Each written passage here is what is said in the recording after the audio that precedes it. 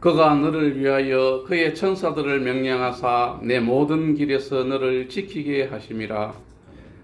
영원한 사랑이시며 영원한 생명이 되시는 하나님 아버지, 외롭고 쓸쓸한 심령들이 주님을 의지하려 나왔습니다. 이 시간 쓰리고 아픈 상처를 치료하여 주시고 고통과 서러움을 당한 이들로 위로하여 주옵소서.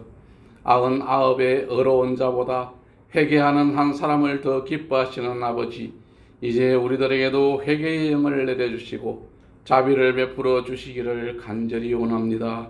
화내지 않을 것을 화내고 의심치 않을 것을 의심하다 보니 상하고 악한 마음만 남았습니다. 우리가 이 세상에서 올 때 아무것도 가지고 온 것이 없나니 이 세상 떠날 때에도 아무것도 가지고 없는데도 불구하고 오로지 탐욕의 눈이 어두워 하늘의 영광을 잊고 살았습니다.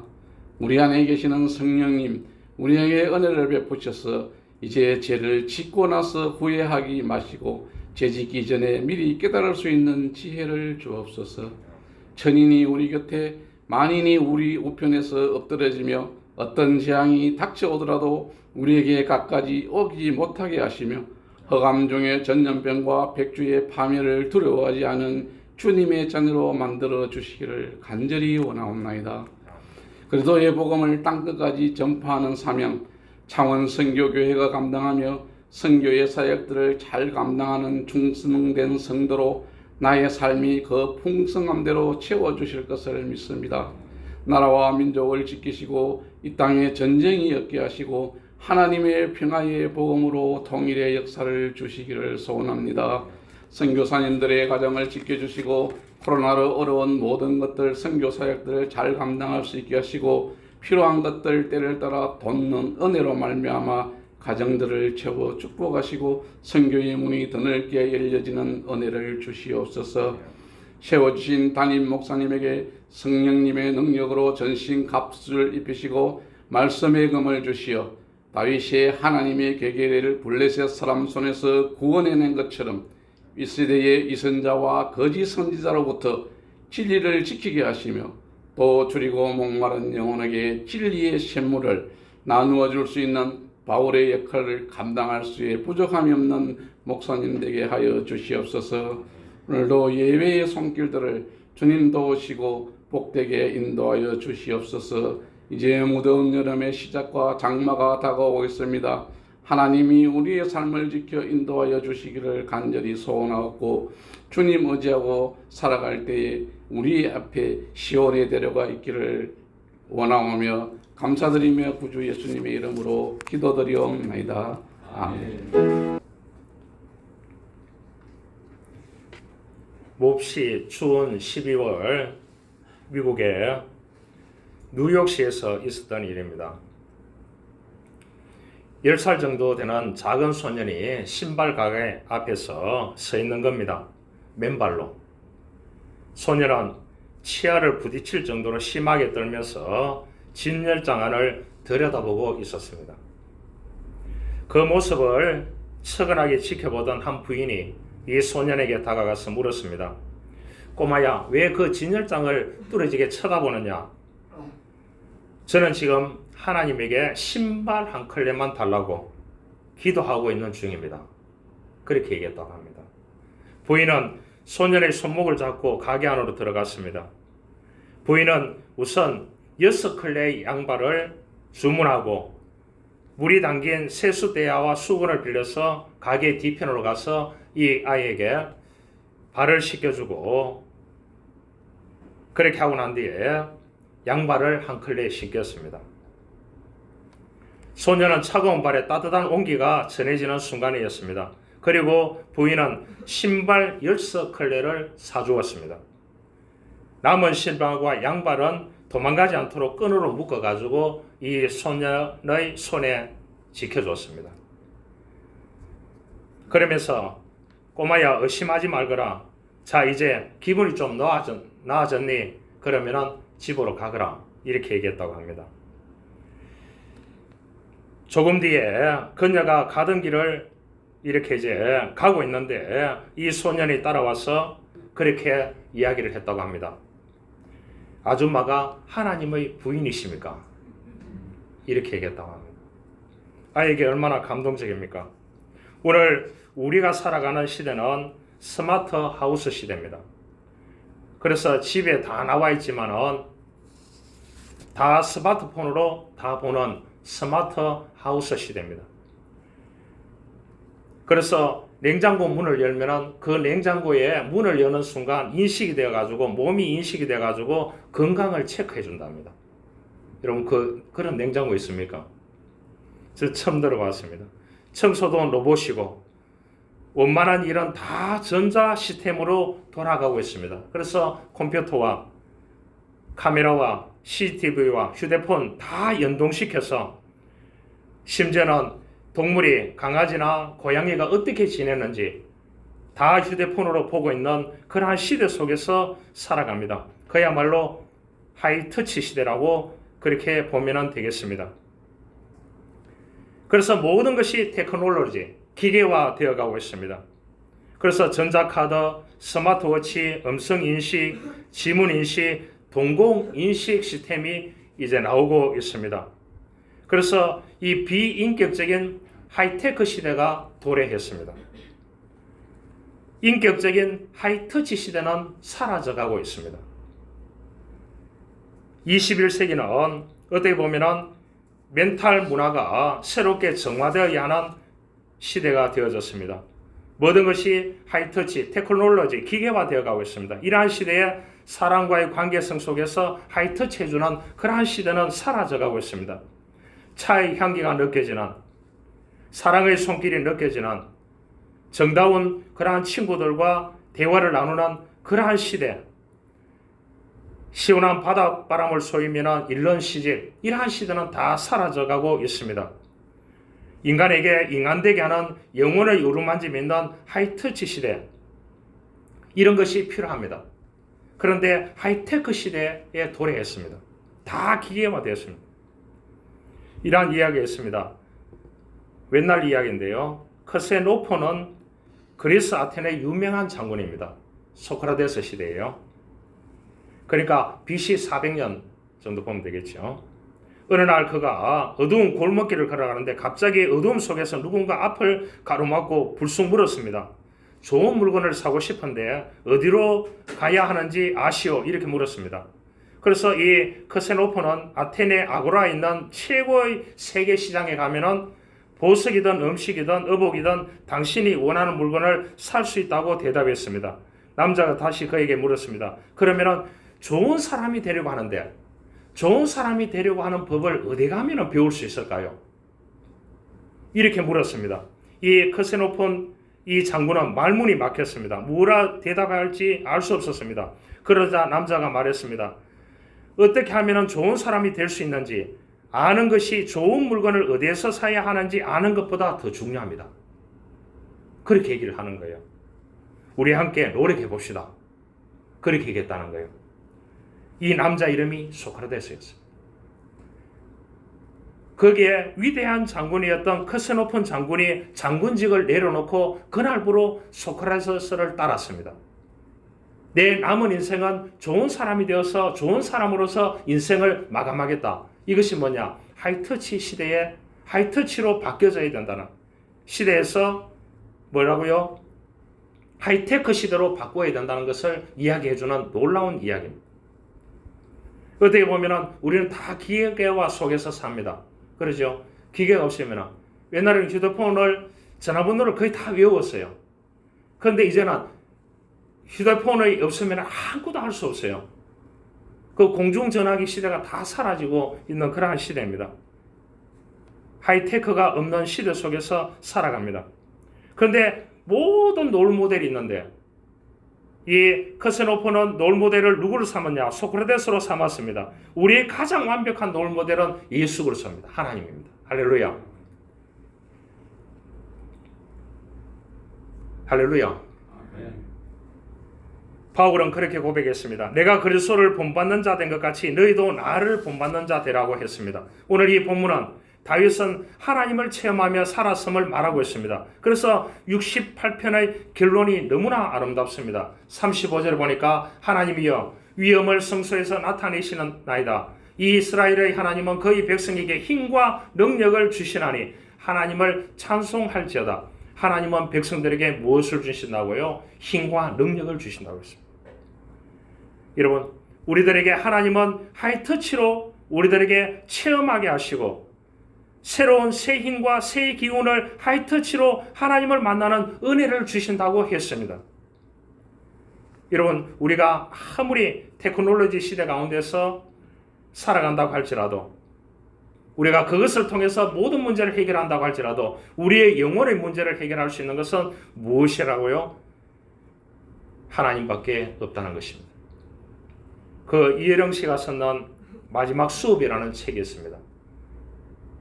그 책을 어제 제가 교사들 수업에 가보니까 그 책을 이 크리스찬이 아닌데 그 사람들이 다 읽고 있더라고요. 깜짝 놀랐습니다.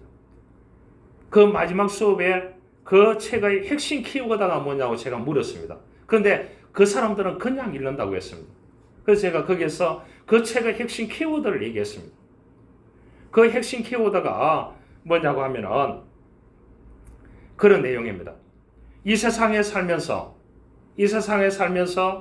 내가 다 가지고 내가 벌고 내가 이루고 내가 다 했는 줄 알았는데 인생의 마지막 끝물음에 와서 보니까 이 세상이 나에게 준 선물이었다. 그 선물은 누가 줬느냐? 하나님이 주셨다. 그래서 멘멘토 모리, 죽음을 기억하라. 그것이 그 책의 핵심 가치입니다. 핵심 가치입니다. 여러분, 교회는 무엇보다도 하나님의 사랑을 만나는 곳입니다. 치유와 회복의 하나님을 체험하는 은혜의 정당인 것입니다. 그래서 우리가 예배 나와서 하나님의 예배를 통해서 우리가 새 힘과 새 기운을 주셔서 하이터치의 하나님을 만나서 그 은혜를 경험해서 그 은혜를 가지고 한 주를 또 살아가게 되는 것입니다. 이것이 진정된 그리스도인인 것입니다. 코로나가 되고 하니까 한국 기독교인들은 그래도 모이기를 힘쓰는 사람입니다. 전 세계적으로 제일 기독교인들이 어려운 나라가 지금 어디냐 하면 일본입니다. 일본은 문화 자체가 개인주의고 자기 중심주의고 내가 저 조직의 내자에 속하지 않으면 끝나는 인생입니다. 그렇기 때문에 어려운 인생을 살아가고 있다고 보면 되겠습니다. 그러니까 이 사람들이 어떻게 되느냐? 은둔형 외톨이족이 많지요. 코로나가 터졌지요. 그러니까 혼자 자기의 삶을 살아가야 되는 것입니다. 그러니까 교회에 가지를 않는 거예요. 그 일본 교회가 지금 최악의 상태에 놓여 있는 겁니다. 그러죠. 그러나 한국 사람들은 모이기를 힘쓰는 사람들이었습니다. 일제시대 가운데서도 모여서 예배하고 그렇게 살았습니다. 그러니까 좀 다행입니다. 그러나 한국 땅에서 예배하고 교회를 통해서 하나님의 사랑을 만나고 하나님의 은혜를 체험하고 한 주를 살아갈 수 있는 놀라운 은혜를 주셨다는 것은 우리가 감사하면서 살아야 됩니다. 할렐루야. 지금 우리의 시대, 이 시대에 잘 태어났어요. 할렐루야. 그러지 않습니까? 어디 가서 십자가 질 일이 어디 있습니까? 제가 기도할 때마다 하나님께 부끄럽고 힘들어요. 왜냐? 이 시대의 그리스도인들은 너무나 호황을 누리고 있는 겁니다. 정말로 저 예멘이라든지 수단이든지 가면은 캐톨릭과의 전쟁, 이슬람과의 전쟁, 이 강한계를 건너가지고 친구로 지내던 초등학교, 중학교, 하이스쿨의 친구였던 친구들이 서로 총을 거리고 있는 그러한 시대 속에서 우리는 이 땅에서 지금 편안하게 그렇게 예배하면서 살아갑니다. 잘 먹고 잘 살잖아요. 안 그래요? 그러니까 어디에 되느냐? 지금 예배를 드리면서 기적이 일어나고 하나님을 만나는 체험이 있고 이런 시대가 거의 없다고 보면 되겠습니다. 한국 초대교회는 예배 드리는 가운데 자기 병이 거의 다 치유되고요. 안전병이 일어나고 이런 시대였습니다. 그러니까 가장 중요한 것이 뭐냐? 예배입니다. 예배하는 가운데서 주일 성소에서 예배하는 가운데서 치유와 회복의 하나님을 체험하는 은혜의 전당이 교회인 것입니다. 그래서 주일 예배가 굉장히 중요한 것입니다. 모여서 예배하는 것이 중요한 것입니다. 일본 교회는 모이지를 못한대요. 그 사람들 자체가 개인주의고 은둔형 외톨이족이고, 그래도 그 사람들이 예수 그리스도를 믿고 믿음으로 해가 살아가는데 어디에 드느냐? 이 코로나가 터지면서 교회 모이기를, 그 문화 자체가 안 된다는 거예요. 그래도 한국 사람들은 되니까 감사한 것입니다. 성경에는 보면은 엘사이다, 하나님을 뭐라고 했느냐? 전능하신 하나님이라고 했습니다.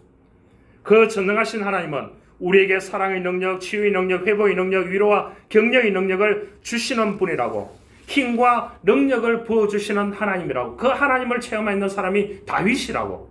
그래서 다윗은 뭐냐? 그렇게 얘기했습니다. 하나님께서 주시는, 위로부터 주시는 힘과 능력을 예배를 통해서 체험하고 살아가는 것이 그리스도인이라고 그렇게 얘기를 했습니다. 그러면은 하나님의 백성에게 하나님은 어떠한 새 힘과 새 기운을 불어넣어 주실까요? 사람은 다 지쳐 있을 때가 있습니다. 그럴 때 하나님은 힘을 주십니다. 현대인들은 다 과로합니다. 피로에 지쳐 있습니다. 특히 한국 문화 속에서 자라면은 주로 남자들은 일 중독. 미국 침례교회 목사님이, 목회 상담학자인 분이 낸던 그러한 용어가 일 중독증이라는 용어를 냈거든요. 목회 상담회에서. 그래서 번역대 나오면서 이제 일 중독증으로 DSM-5에도 그렇게 되어 있습니다. 왜냐? 목표 중심으로 살고 일 중심으로 살다 보니까 어느 날 일의 패턴에서 그냥 돌아가고 있는 것입니다. 자기도 모르게 일 중독자가 되어 있는 것입니다. 그러니까 과로하고 피로하고 지쳐 있습니다. 학생들은 공부에 지쳐 있습니다. 직장인들은 과중한 업무에 지쳐 있습니다. 사업가들은 힘겨운 경영난에 지쳐 있습니다. 총체적으로 지쳐 있습니다. 그런 백성들에게, 하나님의 백성들에게 오늘 다윗은 말합니다. 하나님은 그의 백성에게 힘과 능력을 주신다고 했습니다. 그분을 의지하시길 바랍니다. 여러분, 내가 어려울 때 사람이 조금 말로라도 위로를 주고 도움을 준다, 너무 고맙잖아요. 물질적으로 도움을 준다. 또 이 사람이 길이 끝났다고 생각하는데 이 사람에게 길을 열어준다. 엄청난 도움이지 않습니까? 그럼에도 불구하고 우리가 지쳐있을 때에 새 힘을 주시는 그 하나님의 능력을 체험하는 예배를 통해서, 그것이 최고의 그리스도인인 것입니다. 할렐루야. 초대교회 시절에 역사학자였던 요세푸스라고 하는 사람이 있습니다. 최고의 역사학자죠. 그분이 이제 사도 바울에 대해서 기록을 해놨습니다. 이 사도 바울은 그야말로 육체를 찌르는 고통, 굽은 허리, 심한 류마티스 관절염, 안질과 간질도 있었다고 합니다. 그야말로 이 사도 바울은 걸어다니는 종합병원이었습니다.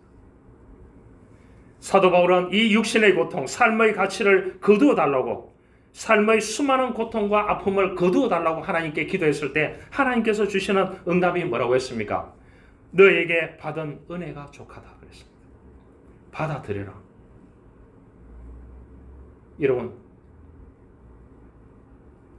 질병을 가지고 1, 2년밖에 못 사는데 하나님 앞에 간절하게 살아왔던 이 사람이 하나님께 기도하고 있는데 하나님이 너 죽음을 멘멘토 모리 기억하고 받아들여야 한다고 하면 받아들일 수 있겠습니까? 쉽지 않습니다. 우리는 우리의 논리가 너무 강합니다.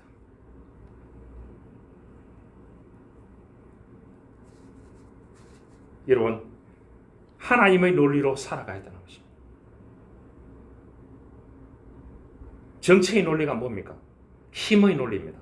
정치하는 사람들은 힘을 가지기 위해서 하는 것입니다.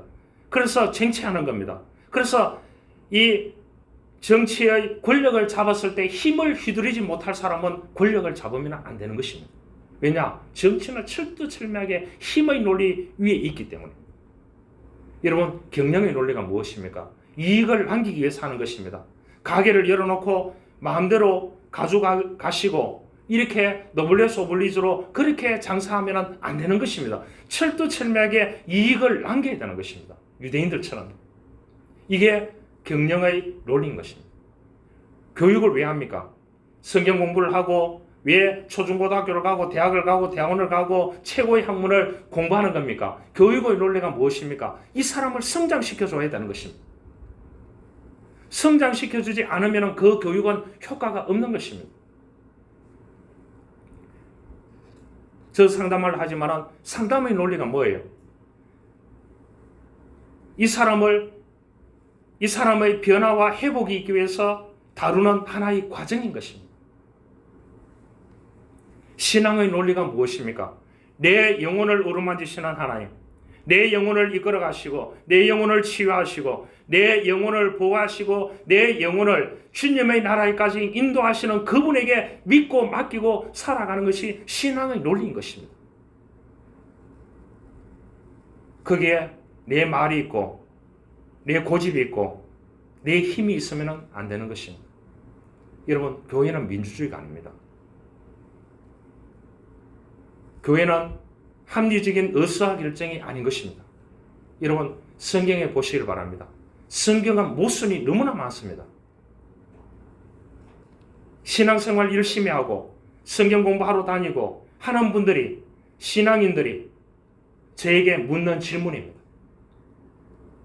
자기가 모태신앙이지만 딜레마였다고.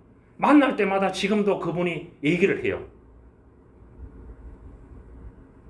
그래서 너무 성경을 논리적으로 보지 말라는 거죠. 인간의 뇌가 20%를 가지고 어떻게 이 100%의 하나님의 말씀을 이해할 수 있겠느냐고. 그건 하나님의 영역이라고. 여러분, 신앙의 논리는, 이 성경의 논리는 우리가 이해할 수 없는 부분이 너무나 많이 있습니다. 그것을 믿고 가는 겁니다. 이게 신앙인 것입니다. 할렐루야. 여러분, 너무 논리를 따지고 내 논리를 따지면 신앙생활을 하기 힘든 것입니다. 믿고 그냥 엎어져서 순종하면서 가는 것입니다. 여러분, 아브라함이 갈대아 우르를 떠났을 때 떠나라 그랬지.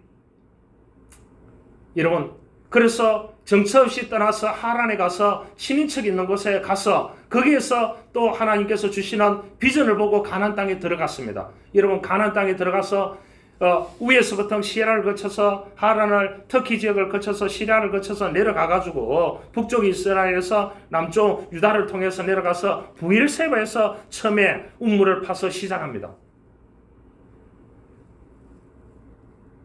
아브라함이 두 번 다시 고향을 향해서 바벨론 조국 이라크 갈대아 우르를 통해서 그곳에서 한 분이라도 고향을 보고 자기가 왜 왔는지 모르겠다고 그렇게 말한 적도 없고요. 명절이 되어서 고향을 한 번도 그리워하거나 가본 적도 없는 사람이 누구냐? 아브라함의 일당들이었습니다.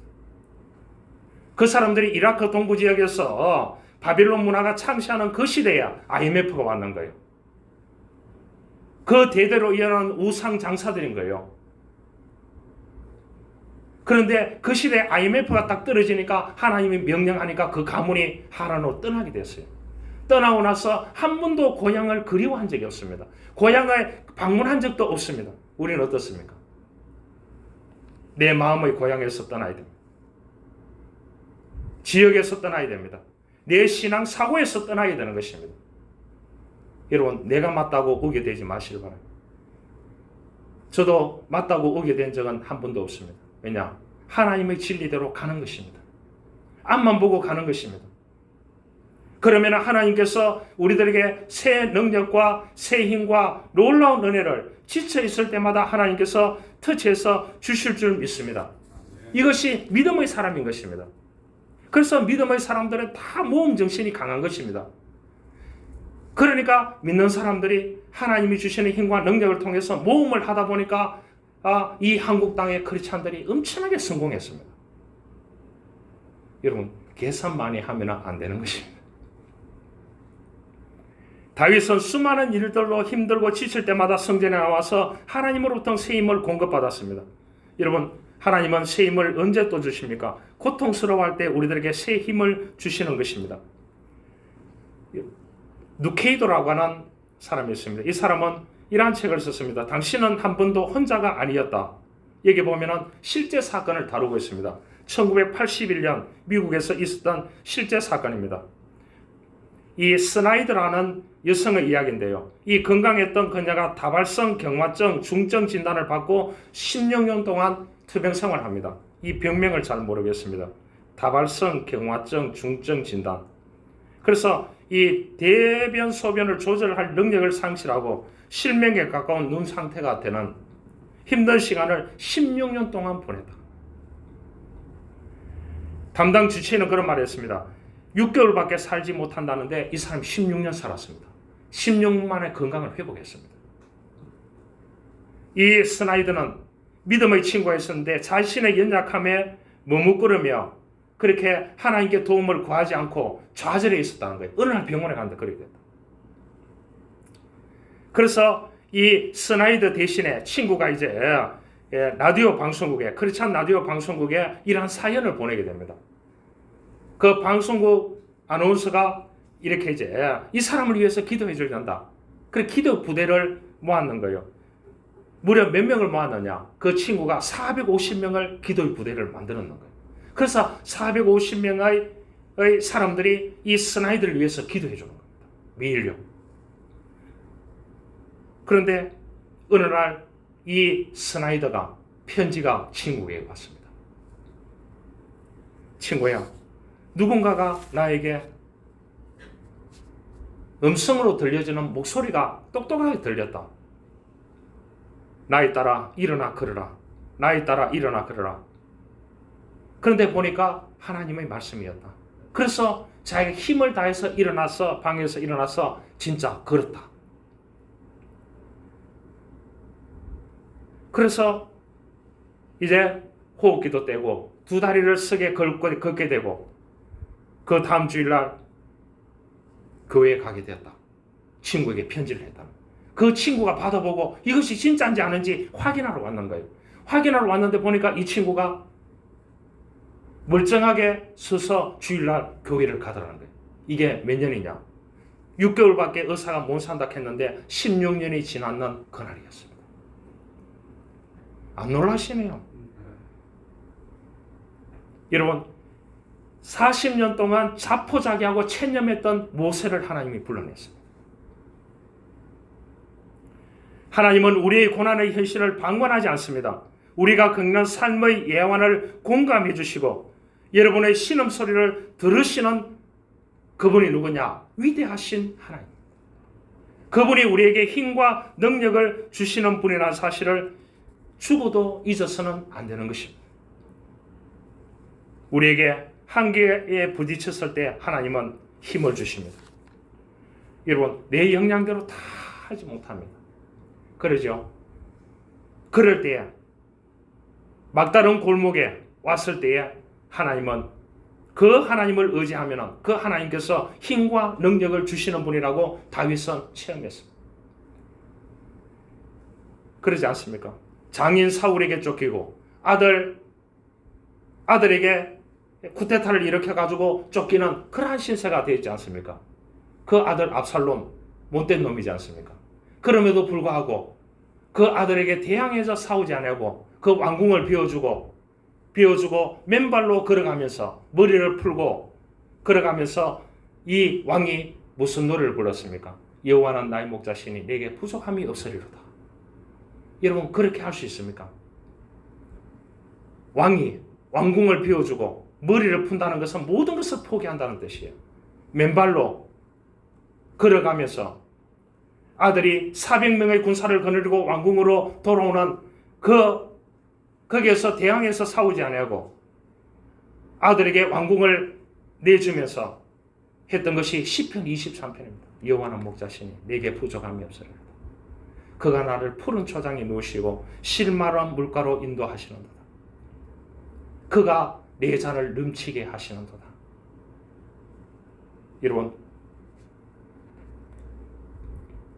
여러분 왕인데 다윗은 왕입니다. 우리가 쉽게 생각하면 안 됩니다. 저도 그렇게는 못하겠어요. 이 담임 목사의 가오가 있지. 어떻게 그렇게 하겠습니까? 여러분, 우리가 때로는요, 내 자존심 다 내려놔야 된다. 그러면 하나님께서 보상해 주십니다. 내 부끄러운 거, 쪽팔리는 거, 때로는 수모를 감당할 수 있어야 됩니다. 우리 믿음의 선조들은 이 예수 그리스도를 믿는 믿음 때문에 얼마나 수모와 환난과 핍박과 처절한 아픔, 주기철 목사님 못자국에 거기에 못에 걸어가면서 불렀던 노래들이 있습니다. 다 비교해도요. 전화할 수 있을지 모르겠습니다. 담임 목사 가오가 있기 때문에. 그런데 다윗은 왕임에도 불구하고 그렇게 했습니다. 여러분, 교회를 위해서 부끄러운 수모를 당합니까? 여러분, 저 담임 목사를 위해서 좀 부끄럽고 쪽팔리는 일이 있어도 받아들이시기 바랍니다. 그러면은 내가 다 감당해야 되는 것입니다. 맞아요, 안 맞아요?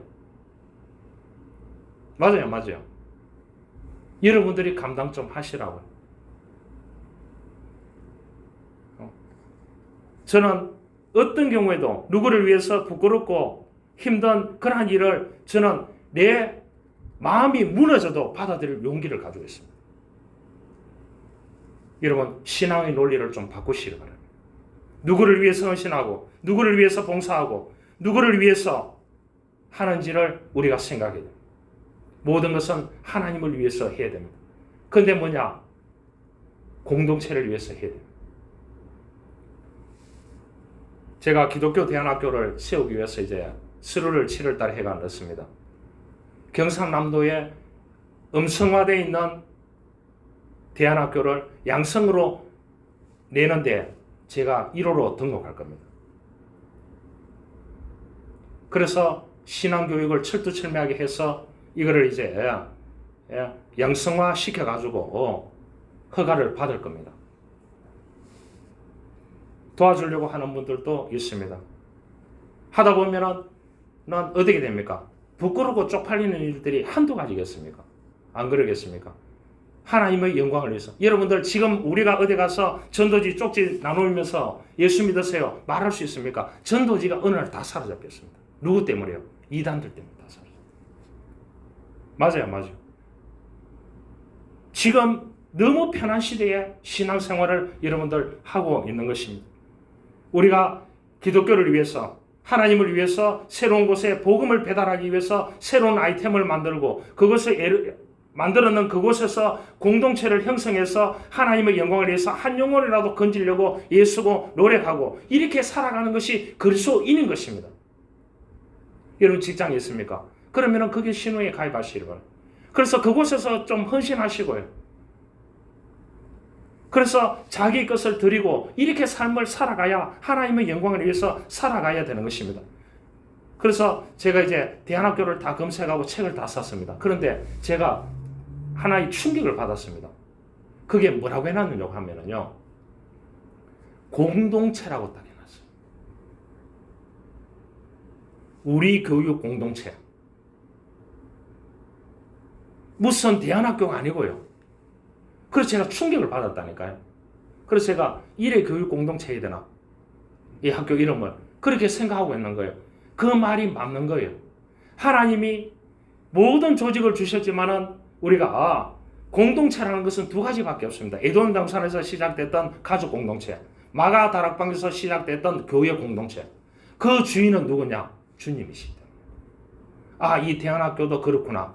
왜 우리 교육 공동체를 하느냐? 여기에 주인은 주님이시다. 그런 뜻입니다. 그래서 이 공동체는 주님 오시는 날까지 없어지지 않아요. 가정이 없어지지 않고 교회가 없어지지 않습니다. 왜냐? 하나님이 세웠었기 때문에 주인은 누구냐? 주님이시기 때문에 그렇습니다. 할렐루야. 그래서 항상 가정에서 여러분들이 주인이 되면 안 되는 것입니다. 교회에서 담임 목사가 주인이 되면 안 되고 장로나 권사나 교인이 주인이 되면 안 되는 것입니다. 주님이 주인인 것입니다. 우리는 공동체를 어떻게 합니까? 협력해서 해야 되는 것입니다. 그 협력하는 멤버가 뭐냐? 공동체 멤버가 되어야 되는 것입니다. 제가 부탁드리는데요. 우리는 실습자들도 오고 이렇게 하는데 실습자들 오면은 성경책 어떻게 펴야 되는지 어떻게 해야 되는지 권사님들이 좀 일찍 와셔가지고 좀 하시길 바랍니다. 권사님들 좀 부탁드립니다. 알겠죠? 그냥 와가 예배만 드리지 말고요. 그분들은 일찍 와 있어요. 다 일찍 와 있다. 꼭 부탁드리고 싶습니다. 제가 너무 우리 교인들에게 오늘 구장님 와 계시네요. 저런 교회는 안 그렇습니다. 조직이 저거 합니다. 서로 반주하려고 하고요. 자녀를 반주시키려고 서로 교사하려고 하고요. 그런데 거기도 뭐냐, 딱 교회를 만들어 가지고요. 딱 어느 선에 들어오지 못하면 안 되는 것입니다. 정확한 것입니다. 그런데 바깥에서 들리는 소문은 이상호 목사가 리더십이 대단하다고 그렇게 하는데요. 교인들 잡는다 이렇게 얘기하는 소문이 많습니다. 제가 스스로 하나님께 미안한 게 여러분들에게 강하게 밀어붙이지 못한 게 제가 하나님 앞에 죄 짓는 거예요. 실은. 좋은 말 할 때 좀 하시길 바랍니다. 왜냐? 우리의 공동체입니다. 내가 주인도 아니고.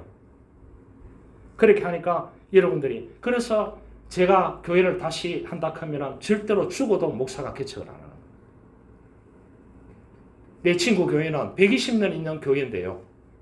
한 가문이 120명이 나온대요. 4대째.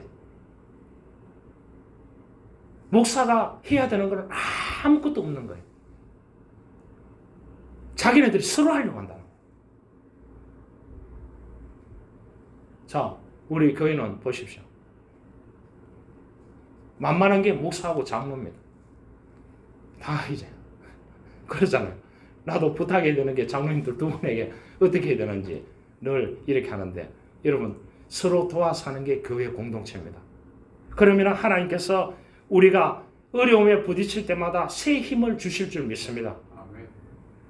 협력해서 해야 되는 것입니다. 미국 인권운동가 가운데 브리지스라고 하는 분이 있습니다. 이분이 썼는 책 가운데 나의 눈을 통해서라는 책이 있습니다. 이 사람이 책을 쓸 때에 1960년대, 알겠죠? 미국의 인종차별이 심했습니다. 백인들만이 가는 학교가 있고, 백인들만이 가는 식당이 있고, 백인들만이 타는 차들이 있었습니다. 당시 국가에서는 흑백 통합 교육을 해야 된다 이렇게 했습니다. 그러나 그런 말을 듣지 않았습니다. 백인들도 원치 않았고 흑인들도 테러와 조롱거리가 될까봐 백인 학교에 갈 수 없었습니다. 그런데 이 브리지스의 부모님은 신실한 크리스찬이었습니다. 용기를 내어서 6살 된 아이를 학교에 보냈습니다. 백인 학교에 보냈습니다. 어떻게 됐겠습니까? 그러면서 너는 하나님의 자녀이며 하나님이 너를 붙들어 주시니 절대로 아무 일도 없을 것이다. 그러고 믿고 그 학교에 갈았다 그랬습니다. 첫날 등교한 날이었습니다. 가보니까 흑인은 자기밖에 없나. 백인들이 막 조롱하고 하는 거예요.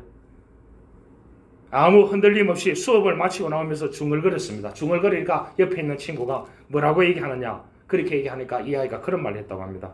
부모님이 원수들과 괴롭히는 사람들을 위해서 기도하라고 해서 저분들을 위해서 기도했다. 그렇게. 이 아이가 하나님이 주시는 용기를 가지고 부모가 용기를 부어 넣어줌을 통해서 첫 등교함으로 그때부터 미국 통합교육이 시작됐습니다. 그 연도가 언제냐? 1960년도였습니다. 이 아이가 버텨남을 통해서 미국의 흑인과 백인이 한 교실에서 공부하는 날이 되어졌다는 겁니다. 여러분, 힘드는 일을 왜 거절하고 싶겠습니까? 그러나 하나님께서 새 힘과 새 능력을 주시면 밀고 나갈 수 있는 놀라운 은혜가 있습니다. 한번 해보시기 바랍니다. 실패하면 하나님께서 또 다른 길을 열어주십니다. 여러분, 실패를 두려워하지 마시기 바랍니다. 다윗은 수많은 일에 실패했습니다.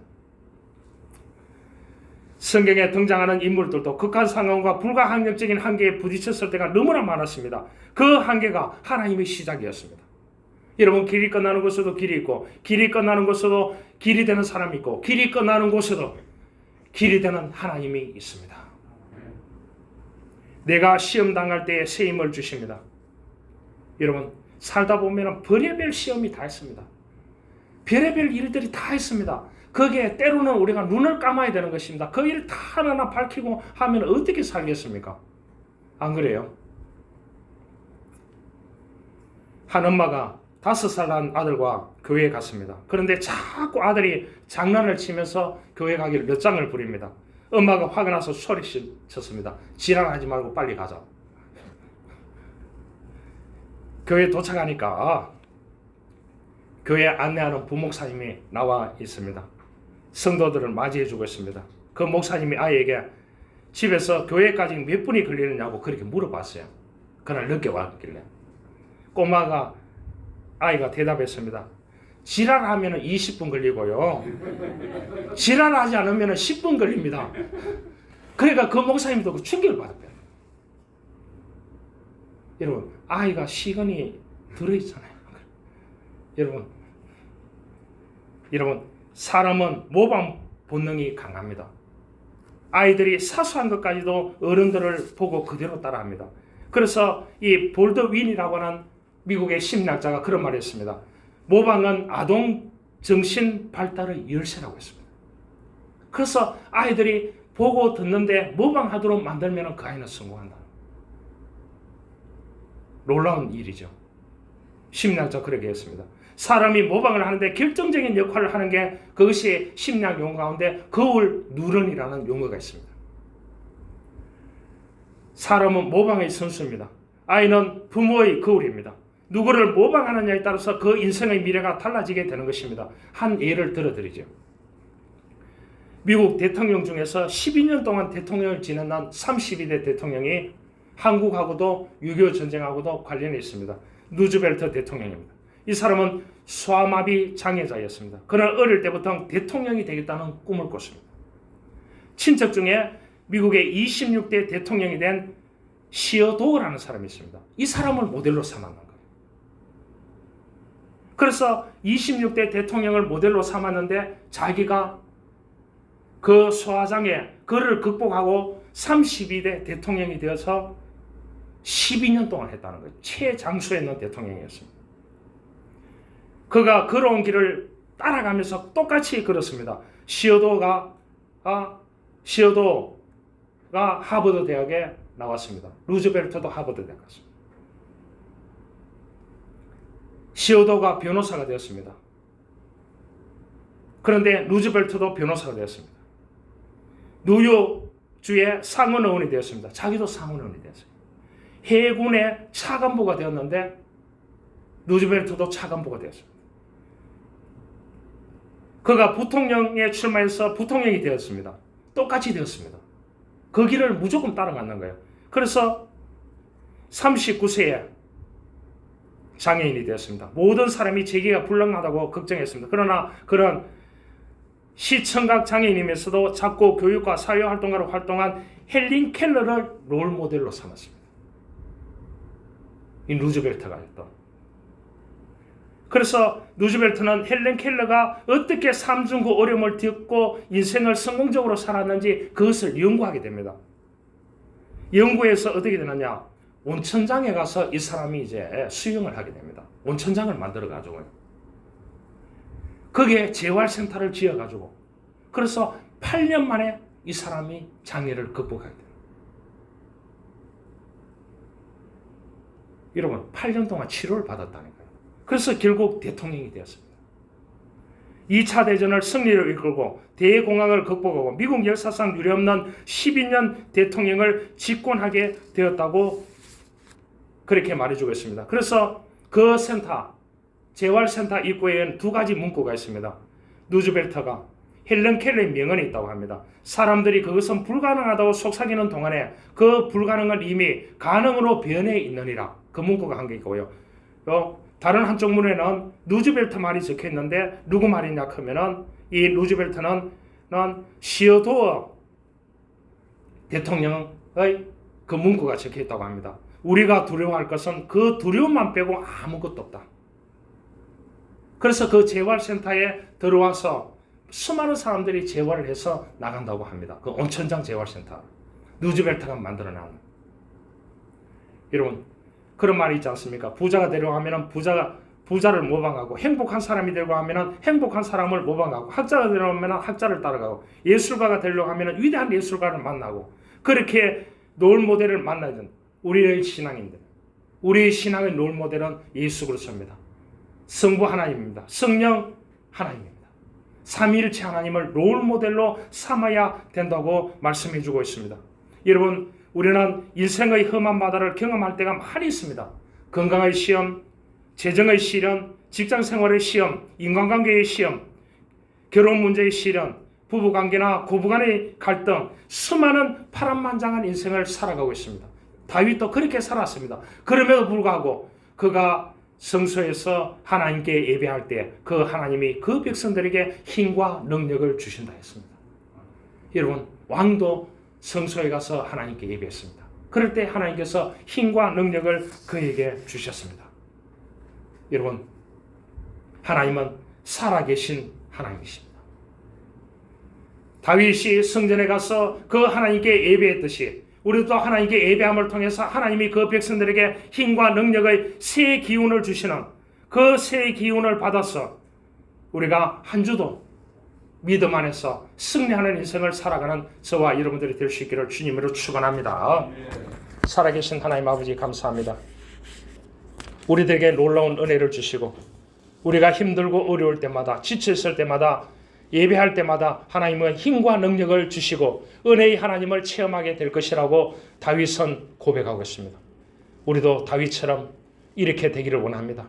우리가 수많은 어려움과 문제, 시련, 그러한 힘든 그러한 일들을 겪을 때마다 예배할 때마다 우리에게 놀라운 힘과 능력과 새 기운을 부어 주십시오.